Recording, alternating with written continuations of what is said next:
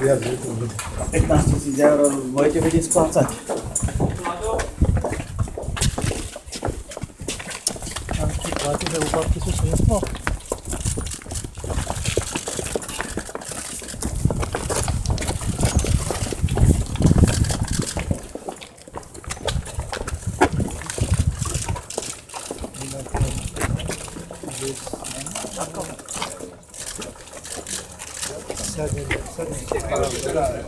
Niečo pre vašich voličov by ste nechceli odkázať, ktorí vám dali svoj hlas prezidentských voľbách.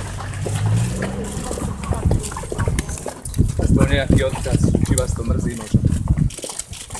Mali by byť aj ďalší lekári potrestaní, Nebude sa vyjadrovať. ktorí brali úplatky. Stalo to za to, pán Fischer?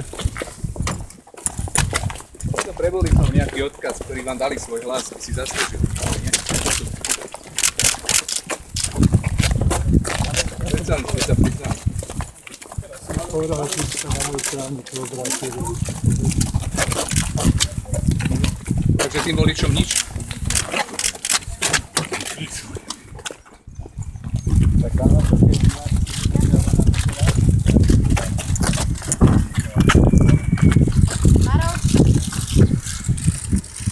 Keď sa už bavíme o spravodlivosti trestov, tak som zvedavý, ako zareagujete. Kvalifikovaná skutková podstata, na tomto súde schválený trest, navrhovaný prokurátorov peňažný trest. A toto je základná skutková podstata. Čo mám k tomu povedať? A či je to spravodlivé alebo nie? Porovnávam to aj s inými trestami.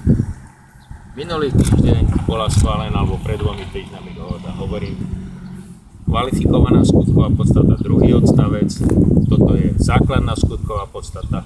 Tu žiadala prokuratúra 20 000, to je potom na 15 a v iných prípadoch sú aj tie tresty úplne iné. Je ťažko sa mi je k tomu vyjadrovať, pretože...